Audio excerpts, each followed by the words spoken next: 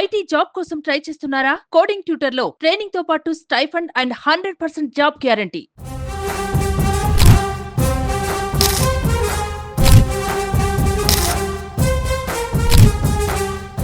AP deputy CM Pawan Kalyan తన శాఖలపై speed పెంచారు. తనకున్న బాధ్యతల్ని పర్ఫెక్ట్ గా నిర్వర్తించేందుకు ప్రయత్నాలు చేస్తున్నారు. తొలి 2 నెలలు అధ్యయనానికే పరిమితమైన పవన్ తదుపరి నుంచి యాక్షన్లోకి దిగారు. తన శాఖ పరిధిలో ఒకేసారి గ్రామ సభల్ని నిర్వహించి రికార్డు సృష్టించేలాగా చేశారు. ఇప్పుడు మరో కార్యక్రమానికి పవన్ రెడీ అయ్యారు.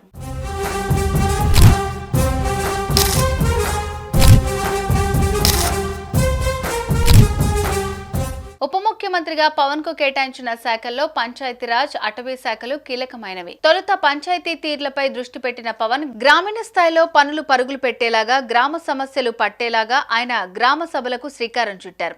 వాస్తవానికి ఈ ఆలోచన పవన్దే. ఇదే విషయాన్ని సీఎం చంద్రబాబు కూడా చెప్పారు. పవన్ ఆలోచనల మేరకు గ్రామ సభలను నిర్వహిస్తున్నామని రాష్ట్ర వ్యాప్తంగా నిర్వహించిన గ్రామ సభల్లో చంద్రబాబు వివరించారు. తద్వారా ఉపాధి హామీ పథకాన్ని మరింత విస్తరించేందుకు గ్రామీణ ప్రాంతాల్లో రహదారులు, త్రాగునీరు, మురుగు కాల్వల నిర్మాణానికి ప్రత్యేక చర్యలు తీసుకునేందుకు అవకాశం ఏర్పడింది. మరి ముఖ్యంగా దశాబ్ద కాలంగా గ్రామీణులను ప్రభుత్వాలు పట్టించుకోవటం లేదు. ఈ క్రమంలో వీటికి ప్రాధాన్యం ఏర్పడింది. గ్రామీణులు కూడా పెద్ద ఎత్తున పాల్గొని తమ సమస్యలు చెప్పుకొచ్చారు. మొత్తానికి గ్రామీణ ప్రాంతాలకు ఈ సభలు ఊపిరిలూదాయి.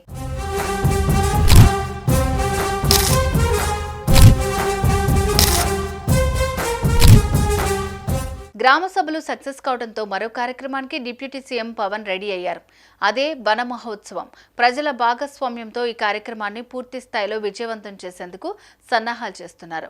30వ తేదీన జరగనున్న వన మహోత్సవంలో యువత భాగస్వామ్యాన్ని పెంచేందుకు ప్రత్యేక జాగ్రత్తలు తీసుకుంటున్నారు. నగర వనాల అభివృద్ధి కోసం ప్రతి గ్రామం, ప్రతి పట్టణం, నగరంలో మొక్కలు నాటే కార్యక్రమాన్ని వేడుకలాగా చేయనున్నారు. ఇప్పటికే నగరాలు, పట్టణ ప్రాంతాల్లో నగర వనాలు అభివృద్ధికి కేంద్ర ప్రభుత్వం నిధులు మంజూరు చేసింది. 11 మున్సిపల్ కార్పొరేషన్, మున్సిపాలిటీల పరిధిలో నూతనంగా నగర వనాలను అభివృద్ధి చేయనున్నారు. రాష్ట్రంలో ప్రస్తుతం 50 నగర వనాల అభివృద్ధికి వేగంగా పనులు సాగుతున్నాయి. వీటిని వేగంగా పూర్తి చేయనున్నారు.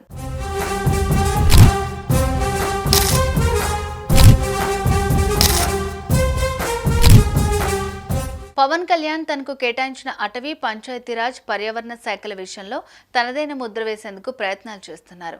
ఆయన వేరే విషయాలపై దృష్టి పెట్టకుండా పూర్తిగా తన శాఖపైనే ఫుల్ ఫోకస్ పెట్టారు. ఈ క్రమంలో కేంద్రం నుంచి ప్రత్యేకంగా వచ్చే హరిత అభివృద్ధి నిధులను వినియోగించుకునేందుకు ప్రాధాన్యం ఇవ్వాలని నిర్ణయించారు. గత ప్రభుత్వం ఈ నిధులను వేరే పనులకు వినియోగించిందని పవన్ చెప్పుకొచ్చారు. కానీ ఇప్పుడు హరిత వనాలను పెంచడం ద్వారా రాష్ట్రంలో కాలుష్యం తగ్గించేందుకు ప్రయత్నాలు చేయాలన్నది పవన్ ఆలోచనగా ఉంది.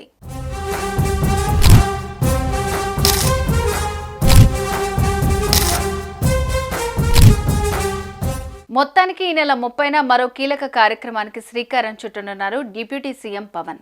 పండుగ వాతావరణంలో జరిగే ఈ కార్యక్రమంలో అన్ని ప్రభుత్వ సంస్థలు, అధికారులు పాల్గొనాలని పవన్ కళ్యాణ్ కోరారు.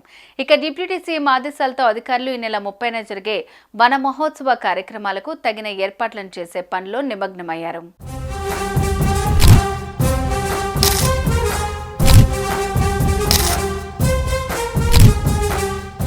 సుమన్ టీవీలో మీ పర్సనల్ అండ్ బిజినెస్ ప్రమోషన్స్ కోసం కింది నెంబర్కి కాంటాక్ట్ చేయండి.